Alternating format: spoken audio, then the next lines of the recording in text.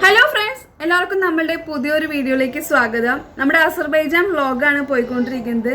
എല്ലാവർക്കും നമ്മുടെ വീഡിയോസ് ഇഷ്ടാവുന്നുണ്ടെന്ന് വിചാരിക്കുന്നു. അസർബൈജാനിലെ നല്ല ഭംഗിയുള്ള പ്ലേസസ് നിങ്ങൾക്ക് എല്ലാവർക്കും ഇഷ്ടാവുന്നുണ്ടെന്ന് വിചാരിക്കുന്നു. ഇത് നമ്മളുടെ 6th ഡേ ഇൻ അസർബൈജാനാണ്. നമ്മളിന്ന് എക്സ്പ്ലോർ ചെയ്യാൻ പോകുന്നത് ഹൈദർ അലിയേവ് സെൻറ്റർ ആണ്.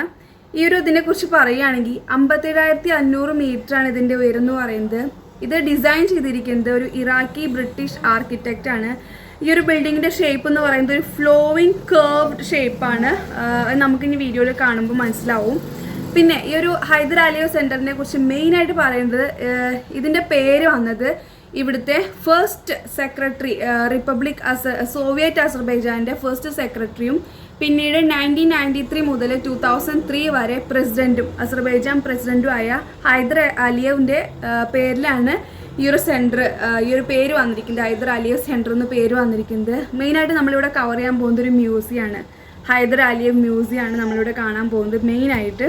അപ്പോൾ ഇതിൻ്റെ കൂടുതൽ വിശേഷങ്ങളും കാഴ്ചകളായിട്ട് നമുക്ക് ബാക്കി വീഡിയോയിൽ കാണാം. ഓക്കെ,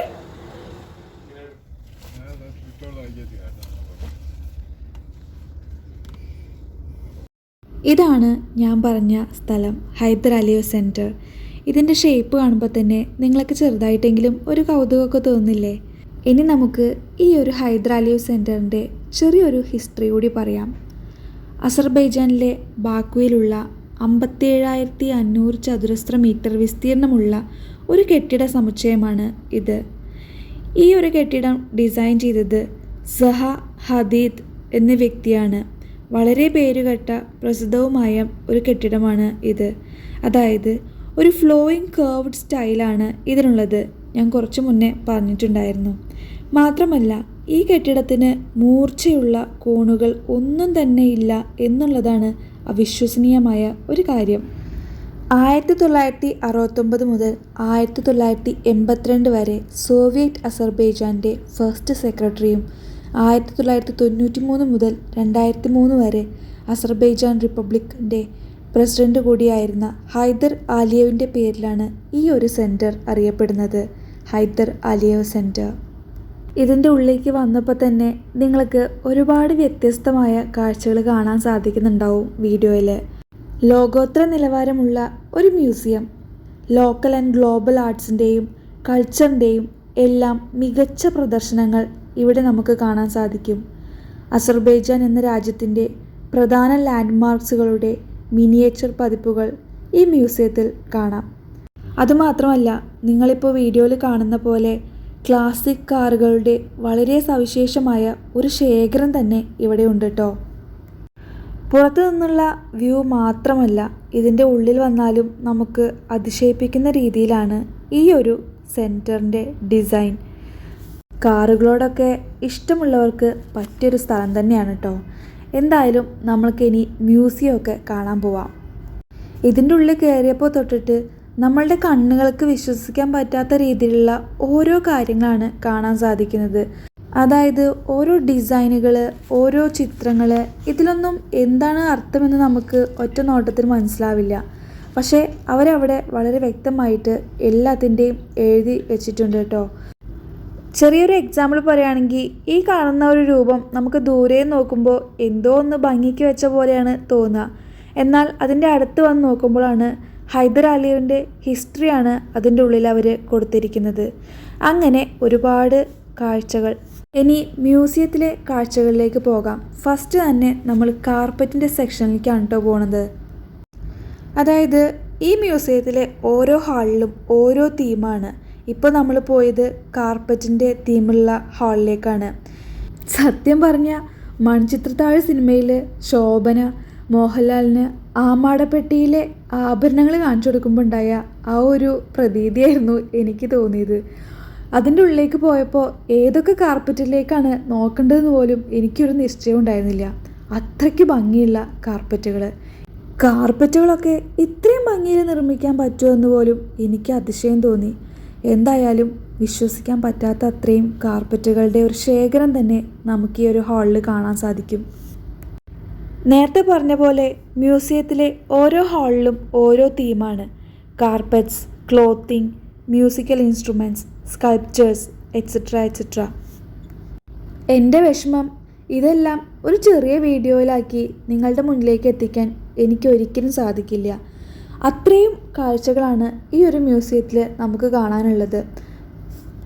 പരിമിതികളുള്ളതുകൊണ്ട് ഒരുപാട് വീഡിയോ ഭാഗങ്ങൾ കട്ട് ചെയ്തിട്ടാണ് ഞാൻ ഈ ഒരു ചെറിയ വീഡിയോ ആയിട്ട് നിങ്ങളിലേക്ക് എത്തിക്കുന്നത്. കാർപ്പറ്റ് കഴിഞ്ഞ് ആർട്ട് ഡോൾ എന്നുള്ള അടുത്ത സെക്ഷനിലാണ് കേട്ടോ ഇപ്പോൾ നമ്മൾ. ഇതൊക്കെ ഓരോന്നോരോന്നായിട്ട് എടുത്തു പറയാന്നുള്ളത് ഒരുപാട് ബുദ്ധിമുട്ടുള്ളൊരു കാര്യമാണ്. നിങ്ങൾക്ക് വീഡിയോയിൽ തന്നെ കാണുമ്പോൾ മനസ്സിലാവുന്നുണ്ടാകും. അത്രയ്ക്കേറെ കാഴ്ചകളാണ് ഇതിൻ്റെ ഉള്ളിൽ നമുക്ക് അവർ ഒരുക്കി വെച്ചിട്ടുള്ളത്. ശരിക്കും പറഞ്ഞാൽ ഒരു ദിവസം മുഴുവൻ തന്നെ വേണ്ടി വരും ഈ ഒരു മ്യൂസിയത്തിലെ എല്ലാ കാഴ്ചകളും നേരം പോലെ നിന്ന് കണ്ട് വരാൻ. അത്യാവശ്യം കുറേ കാഴ്ചകളൊക്കെ അവിടെ നിന്ന് കണ്ട് വായിച്ചു മനസ്സിലാക്കി. പക്ഷേ എല്ലാം അങ്ങനെ വായിച്ച് മനസ്സിലാക്കാൻ നിന്നാൽ ഇത്രയും സമയം വേണ്ടി വരുമെന്ന് നമുക്ക് മനസ്സിലാക്കിയപ്പോൾ കുറേയൊക്കെ ഓടിച്ചിട്ട് കണ്ടു. ഇവിടെ ഒട്ടനവധി ഡോൾസ് നമുക്ക് കാണാൻ സാധിക്കും.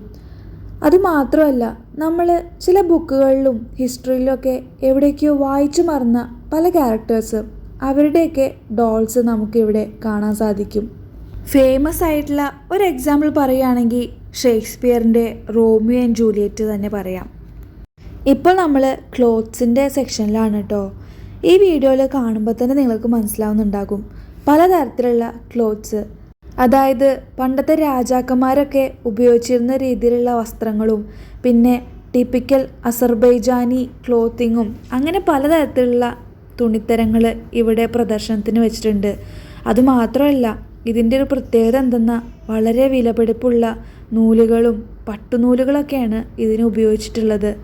അങ്ങനെ പലതരത്തിൽ നമുക്കിവിടെ കാണാം. നമ്മളിനി കാണാൻ പോകുന്നത് മ്യൂസിക് ഇൻസ്ട്രുമെൻസിൻ്റെ ഒരു വമ്പിച്ച ശേഖരം തന്നെയാണ് കേട്ടോ. സാധാരണഗതിയിൽ കണ്ടുവരുന്ന പല ഇൻസ്ട്രുമെൻസിൻ്റെ പേരും കാര്യങ്ങളൊക്കെ നമുക്കറിയാം. പക്ഷേ ഒരു ഇൻസ്ട്രുമെൻറ്റിൽ നിന്ന് തന്നെ പലതരത്തിലുള്ള അതിൻ്റെ വെറൈറ്റി ആയിട്ടുള്ള രൂപങ്ങളും ഭാവങ്ങളൊക്കെ കാണുന്നത് ഇവിടെ വന്നപ്പോഴാട്ടോ. ഈ മ്യൂസിക് ഇൻസ്ട്രുമെൻറ്റിനെ കുറിച്ച് ആധികാരികമായി അറിയുന്നവർക്ക് ഇതിനെക്കുറിച്ച് ചിലപ്പോൾ പറയാനൊക്കെ അറിയുമായിരിക്കും. എനിക്ക് ഈ ഇൻസ്ട്രുമെൻറ്റിനെയൊക്കെ കുറിച്ച് ലിമിറ്റഡ് നോളജ് മാത്രമേ ഉള്ളൂ. അതുകൊണ്ട് ഒരുപാട് പറഞ്ഞ് ഞാൻ കൊളാക്കുന്നില്ല കേട്ടോ. എന്തായാലും നമുക്ക് മ്യൂസിക് ആസ്വദിക്കാമല്ലോ. ഈ ഓരോ ഇൻസ്ട്രുമെൻസിൻ്റെയും സൗണ്ടും അതിൻ്റെ ഡീറ്റെയിൽസൊക്കെ അവിടെ പ്രസൻറ്റേഷനിൽ കൊടുത്തിട്ടുണ്ട് കേട്ടോ. എന്തായാലും ഇതിൻ്റെയൊക്കെ സൗണ്ട് ഉണ്ടല്ലോ, ഒരു രക്ഷയില്ല. ഈ കാണുന്നത് മ്യൂസിക് സ്റ്റോണാണ് കേട്ടോ. നമ്മൾ അസർബൈജാൻ ട്രിപ്പിൻ്റെ ഫസ്റ്റ് വ്ളോഗുകളിലായിട്ട് ഞാൻ ഇതിൻ്റെ ലൈവായിട്ടുള്ള കാര്യങ്ങളിൽ സ്ഥലത്തും പോയിട്ടുണ്ടായിരുന്നു. അപ്പോൾ ആ വീഡിയോയിൽ കണ്ടാൽ നിങ്ങൾക്ക് ഇതെന്താണെന്ന് ശരിക്കും മനസ്സിലാവും. എന്തായാലും ഇവിടെ വന്നതിന് ശേഷം കുറച്ചധികം സംഗീതോപകരണങ്ങളുടെ പേരും കാര്യങ്ങളൊക്കെ മനസ്സിലാക്കാൻ പറ്റി. അങ്ങനെ ഞങ്ങളിതാ വേറെ സെക്ഷനിലെത്തിയിരിക്കുകയാണ്. ഇങ്ങനെ നീണ്ടു നിവർന്ന് കിടക്കാൻ കേട്ടോ ഈ മ്യൂസിയത്തിൽ ഓരോരോ സെക്ഷനായിട്ട്. നമുക്ക് ഒട്ടനവധി സമയം വേണം ഇതൊക്കെ പറഞ്ഞ് തീരാനും. ഇവരുടെ ഹിസ്റ്ററിയൊക്കെ പറയണമെങ്കിൽ ഒരുപാട് കാര്യങ്ങളുണ്ട്. അതുകൊണ്ട് ഒരുപാടൊന്നും ഞാൻ പറഞ്ഞ് വലിപ്പിക്കുന്നില്ല കേട്ടോ. ഈ ഒരു രാജ്യം കടന്നു പോയിട്ടുള്ള ഒരുപാട് സ്റ്റേജസ് ഇവിടെ നമുക്ക് പ്രസൻറ്റേഷനിൽ കാണാൻ സാധിക്കും. എല്ലാവർക്കും ഹിസ്റ്ററി ഒരുപാട് കേൾക്കാനും കാണാനും താല്പര്യം ഉണ്ടാവണമെന്നില്ലല്ലോ. അതുകൊണ്ടാണ് ഞാൻ ഒരുപാട് ഡീറ്റെയിൽ ആയിട്ടൊന്നും പറയാത്തത്. പ്രത്യേകിച്ച് മറ്റൊരു രാജ്യത്തിൻ്റെ ഹിസ്റ്ററി എന്നൊക്കെ പറയുമ്പോൾ എത്രത്തോളം താല്പര്യം ഉണ്ടാവുമെന്ന് നമുക്ക് അറിയില്ല. എനിക്ക് ഇൻട്രസ്റ്റാണ് ഇങ്ങനെയുള്ള മേഖലകൾ, അതായത് ഹിസ്റ്ററീസ്. എവിടെ പോയാലും ഏത് ന്യൂ പ്ലേസിലാണെങ്കിലും കൺട്രി ആണെങ്കിലും അവിടുത്തെ ഹിസ്റ്ററി നോക്കുക എന്നതൊക്കെ എനിക്ക് വളരെ ഇൻട്രസ്റ്റ് ആയിട്ടുള്ള ഒരു ഏരിയ ആണ് കേട്ടോ. എന്തെന്നാൽ ഓരോ രാജ്യങ്ങളിൽ പോകുമ്പോഴും അവിടുത്തെ ജനതകൾ ഇന്നീ കാണുന്ന സ്ഥിതിയിലേക്ക് എത്തുന്നതിന് മുന്നേ എത്രത്തോളം ദുർഘടം പിടിച്ച വഴികളിലൂടെ സഞ്ചരിച്ചിട്ടുണ്ടെന്ന് ഹിസ്റ്ററി നമുക്ക് കാണിച്ചു തരും. അത് കാണാനുള്ള ഒരു മനസ്സ് മാത്രം നമ്മൾ കാണിച്ചാൽ മതി. ബെന്യാമിൻ പറഞ്ഞ പോലെ നമ്മൾ അനുഭവിക്കാത്ത ജീവിതങ്ങളെല്ലാം നമുക്ക് വെറും കെട്ടുകഥകളാണ്.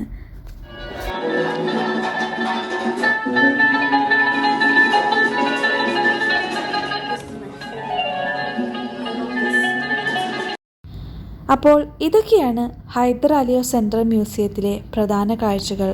പിന്നെ ഇതുകൂടാതെ നമുക്കിവിടെ അദ്ദേഹത്തിൻ്റെ, അതായത് ഹൈദർ അലിയ അദ്ദേഹത്തിൻ്റെ ജീവിത വഴികൾ കാണിച്ചു തരുന്ന രീതിയിലുള്ള ഒരു വലിയൊരു പ്രസൻറ്റേഷൻ തന്നെ ഈ ഒരു ഹാളിൽ കാണാൻ സാധിക്കും. അദ്ദേഹത്തിൻ്റെ ജനനകാലം മുതലുള്ള എല്ലാ കാര്യങ്ങളും ഡീറ്റെയിൽ ആയി തന്നെ നമുക്കിവിടുന്ന് വായിച്ച് മനസ്സിലാക്കാൻ സാധിക്കും. മ്യൂസിയമൊക്കെ കണ്ടു കഴിഞ്ഞ് തിരിച്ചു പോകുമ്പോൾ വഴിയരികിൽ കാണുന്ന കുറച്ച് മനോഹരമായ കെട്ടിടങ്ങളുടെയൊക്കെ കാഴ്ചകളാണ് കേട്ടോ. എന്ത് മനോഹരമായിട്ടാണ് ഇതൊക്കെ ഡിസൈൻ ചെയ്തിരിക്കുന്നത് എന്നാണ് എൻ്റെ മനസ്സിൽ. ഇപ്പോൾ നിങ്ങൾ ഈ കാണുന്നത് അസർബൈജാനിലെ ഒരു മെട്രോ സ്റ്റേഷനാണ്. പണ്ട് സോവിയറ്റ് കാലത്തൊക്കെ ഉണ്ടാക്കിയ മെട്രോ സ്റ്റേഷനാണ് കേട്ടോ.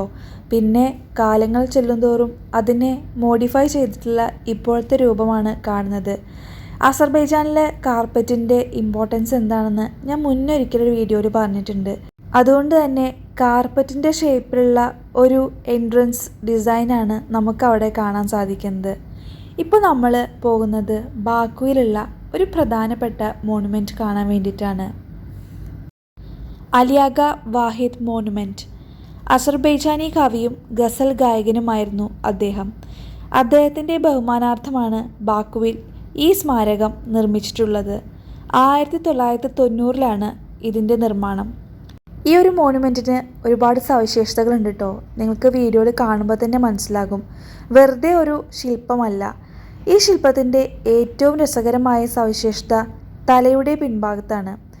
അതായത് ഇടതും വലതുമായി സന്തോഷത്തിൻ്റെയും വിലാപത്തിൻ്റെയും രംഗങ്ങളും മധ്യത്തിൽ ഇസ്ലാമിക പുരോഹിതന്മാരും മതേതരരും തമ്മിലുള്ള ഏറ്റുമുട്ടലുകളുടെ രംഗങ്ങളുമാണ് കൊത്തിവെച്ചിട്ടുള്ളത്. എന്തായാലും കാഴ്ചയിൽ ഒരു വ്യത്യസ്തമായ ശില്പം തന്നെ.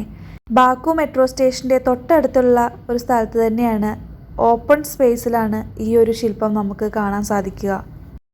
ഇവിടെ കാണാനായിട്ട് ഈ ഒരു ശില്പം മാത്രമേ തന്നെ ഉള്ളൂ കേട്ടോ.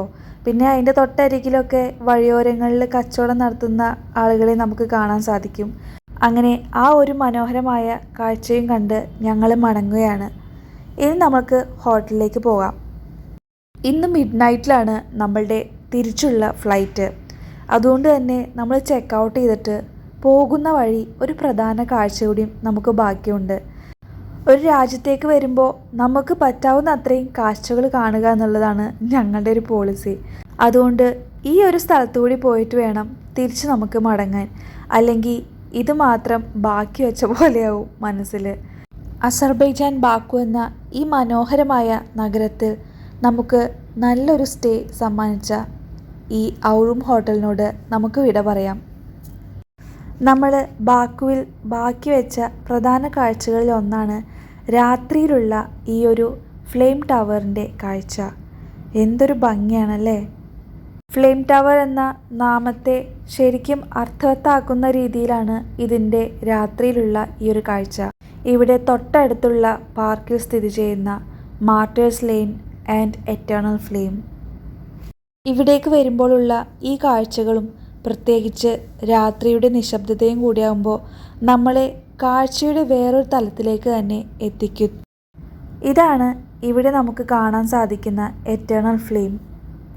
1998-ലാണ് ഈ എറ്റേണൽ ഫ്ലെയിം എന്ന സ്മാരകം ഉദ്ഘാടനം ചെയ്തിരിക്കുന്നത്.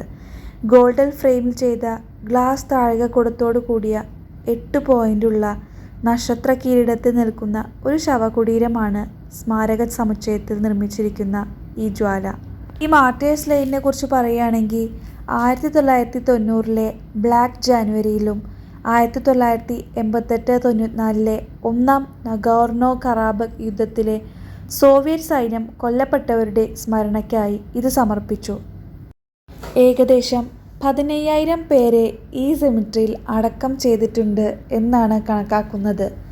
കാസ്പിയൻ സീന് അഭിമുഖമായി ഒരു കുന്നിൻ മുകളിലാണ് ഈ സ്മാരകം സ്ഥിതി ചെയ്യുന്നത്. അസർബൈജാൻ്റെ സ്വാതന്ത്ര്യത്തിനായി ജീവൻ നൽകിയവരുടെ ആരാധനാലയമായി കണക്കാക്കുന്നു ഈ സ്മാരകം. രാത്രിയിലെ എറ്റേണൽ ഫ്ലെയിമിൻ്റെ കാഴ്ച പകലത്തേക്കാളും വേറിട്ടത് തന്നെയാണ്. കൂടാതെ തൊട്ടരികത്ത് സ്ഥിതി ചെയ്യുന്ന ബാക്കുവിലെ ഫ്ലെയിം ടവേഴ്സിൻ്റെ കാഴ്ചകളോടുകൂടി നമ്മളുടെ അസർബൈജാൻ ട്രിപ്പ് ഇവിടെ അവസാനിക്കുകയാണ്. ഒരു മനോഹരമായ രാജ്യം കൂടി കണ്ട ആത്മസംതൃപ്തിയോടെ ഞങ്ങൾ തിരിച്ച് UAE യാത്രയാവാണ്. Thanks for watching my video. By.